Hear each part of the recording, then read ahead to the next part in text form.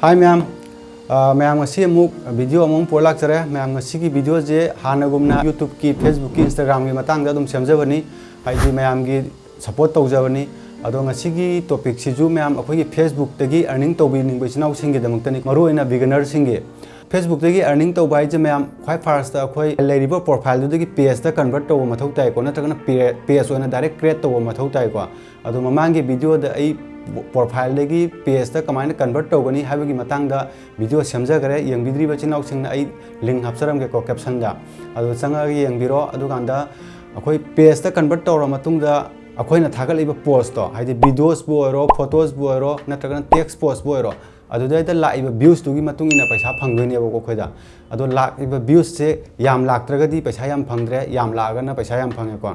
adu views se yam lakna bui damakta akhoi settings khara sema mathau tai ba ko settings sing je chamdok ta taragadi adom gi views lak pa khara wat kane ba ko aduna settings sing je akhoi chamdok pa mathau tai aduna mayam hana page sambira ba sinau singsu haiba settings sing je chamdok abra chamdok tribra haibado mayam yangmina ji ko haidi akup akup macha macha mayam punjala kanda achouba moi rai dana ko adumai tawdana setting macha macha sing do akhoi chamdok si ko ngase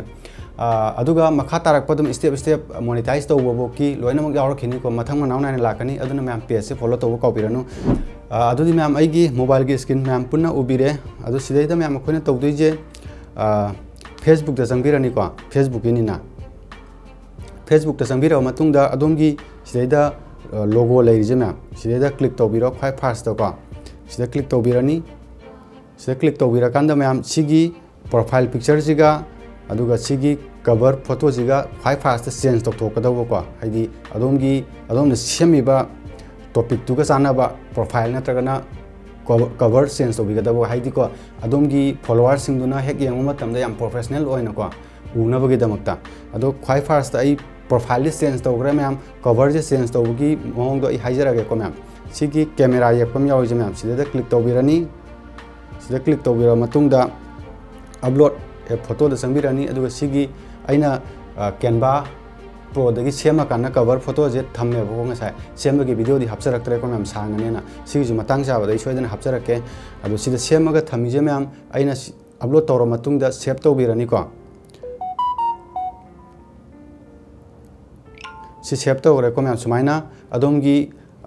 cover photo do yam professional oina mine gi yeng matam da fajana uhan bi mathau tai ko makha tarak pada ma'am akhoi gi sigi about thari je ma'am sigi about thari ji da amuk click to birani click to bira matung da see your about info ji da amuk sang bi ga da ko sida amuk click to birani sida click to bira kan khwai ma thau tari je ma'am sigi sida lei je digital creator haraga ma'am public lei je adu sida da adom ge category ju khan ga da ni ko ma'am haidi adom na sem ga dori ba topic se kari matang dono haibdo ko edit ta chang kan da sida da choose category ni thoi dan ma'am sida gi adom gi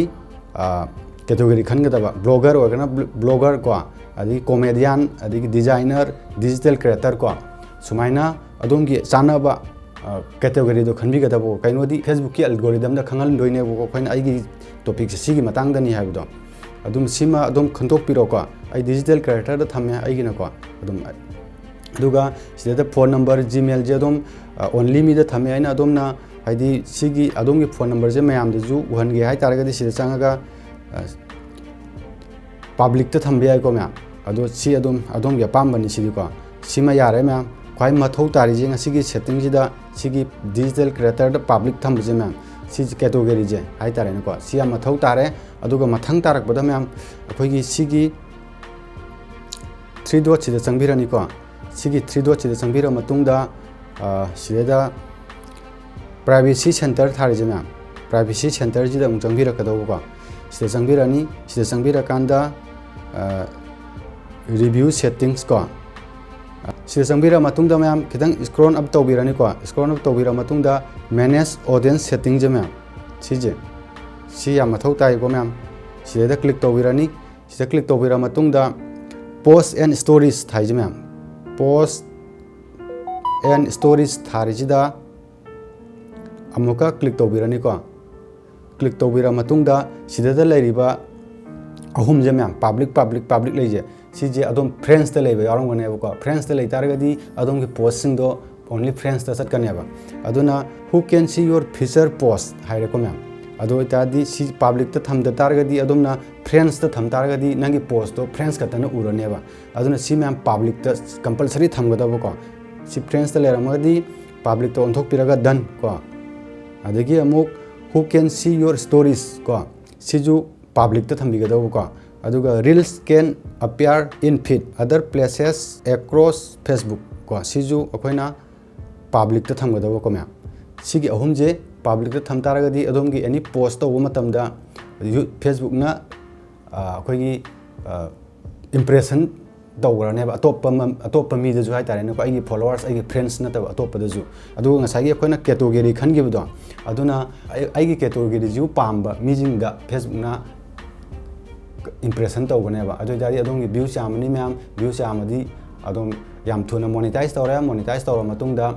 adom paisa lakpa hone ko ado sumaina step sum lakana monetize tawa paisa lakpa bo ke adom step samjara kani ko ma'am aduna ma'am follow tawbo kawbiranu ngasigi di matang se lo sanjarege yang biribo ma'am puno pu amukana khurumjari